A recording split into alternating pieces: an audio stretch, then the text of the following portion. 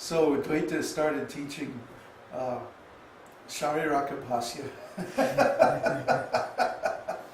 the commentary of Shankaracharya.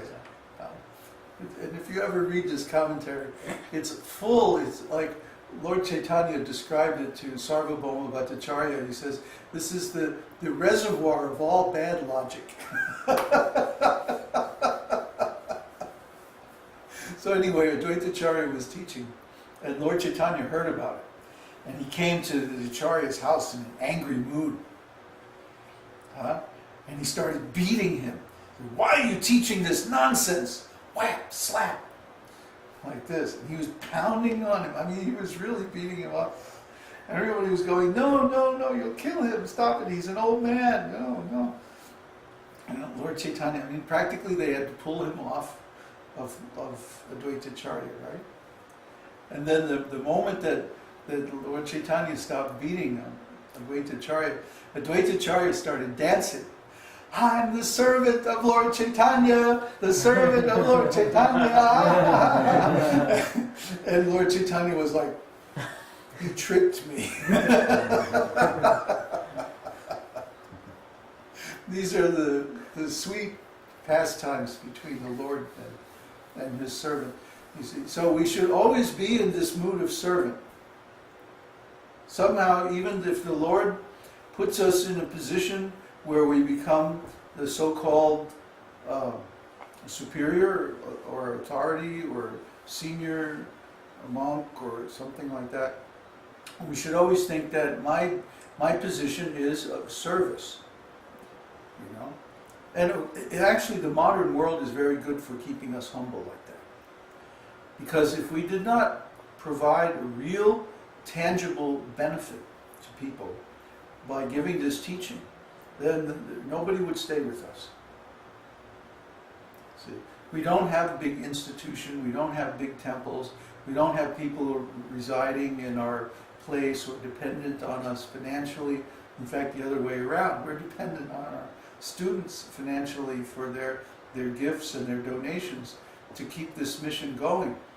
And so if we're not giving them, if we're not delivering something of value, that they can feel the benefit from, they have no obligation to stay with us. You know? And they wouldn't stay with us. If we cheat them, they'll go away. So this is very good because it keeps us humble, it keeps us engaged as servant. See, our duty is to serve our students, not to exploit them, not to cheat them, but to give them something real, really tangible spiritual values. So this is actually a very nice situation, because the Lord, by this device, keeps all of His disciples in a humble, serving mood. So our goal, the goal and the process are the same. This is what's so nice about devotional service.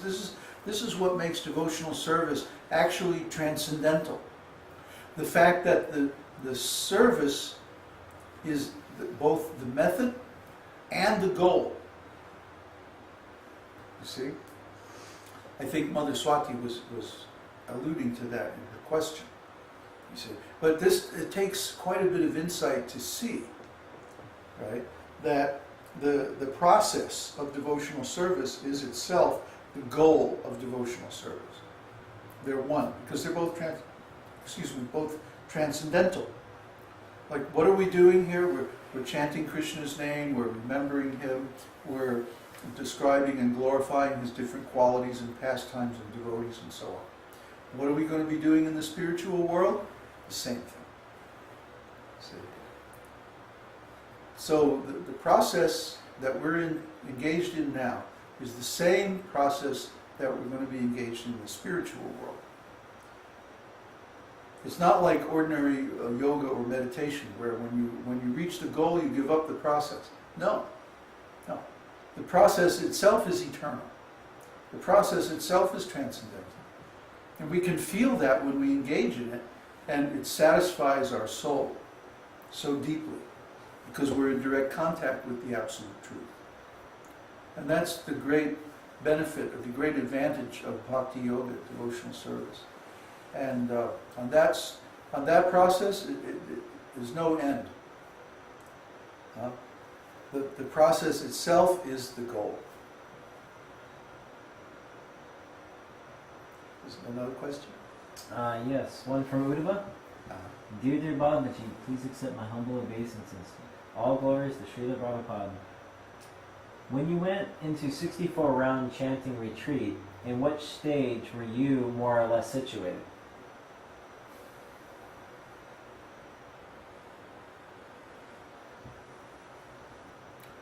I had attained bhava in India in the early 80s.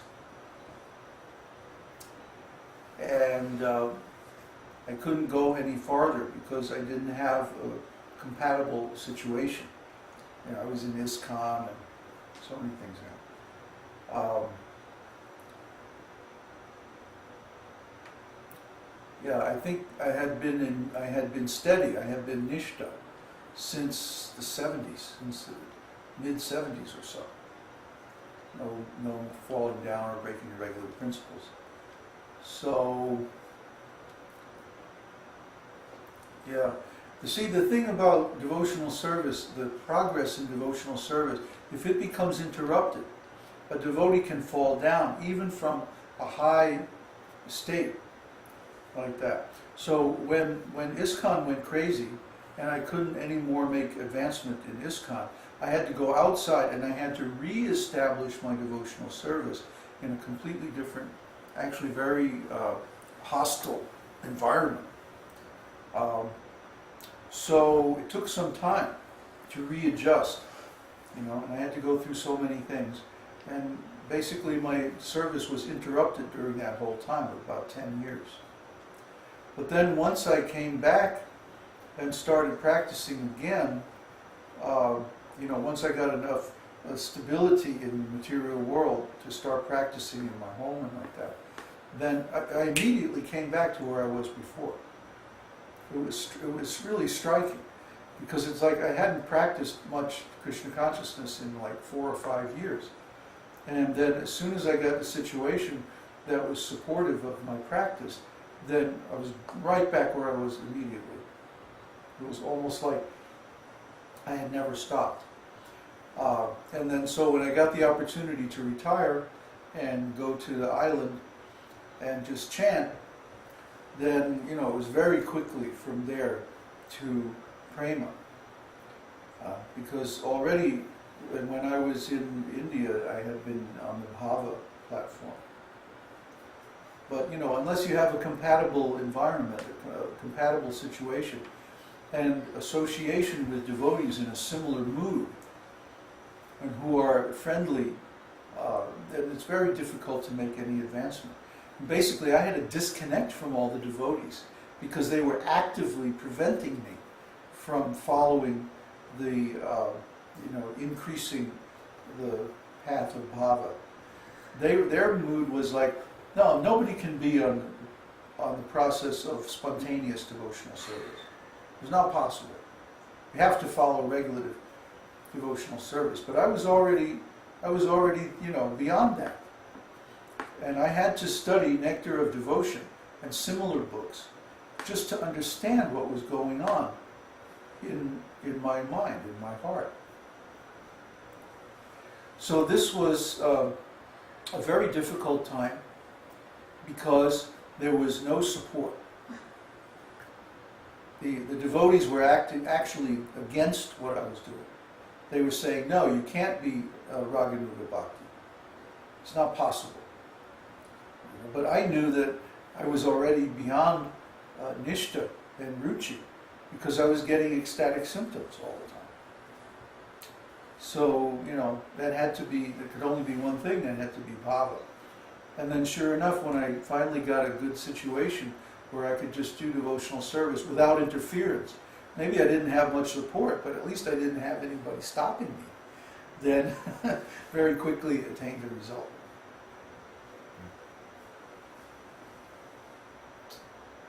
Okay, from Uddhava again, complimentary question. when you explain that very deep feelings arose while you were chanting retreat, do those feelings have any relationship with anarthas, something like deep anarthas? That's a very interesting question.